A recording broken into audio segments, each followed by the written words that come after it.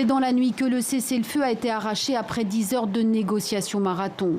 La Russie en médiatrice, Arméniens et Azerbaïdjanais ont convenu de faire taire les armes au Haut-Karabakh.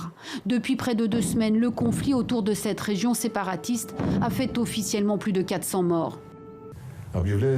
Un cessez-le-feu aura lieu à partir de midi, le 10 octobre, dans le but humanitaire d'échanger les prisonniers et autres personnes détenues et celles qui sont blessées. Le Comité international de la Croix-Rouge est l'intermédiaire responsable. La République d'Azerbaïdjan et la République d'Arménie entament des négociations de fond dans le but de parvenir à un règlement pacifique le plus rapidement possible. Midi, heure locale, le cessez-le-feu est officiellement entré en vigueur. À Stepanakert, capitale autoproclamée de l'enclave séparatiste, le calme est soudain revenu. Dans la matinée, le bruit des armes avait encore retenti, chaque camp s'accusant mutuellement de continuer à bombarder les zones peuplées de civils. Jusqu'à présent, les appels à la trêve lancés par la communauté internationale étaient restés sans effet.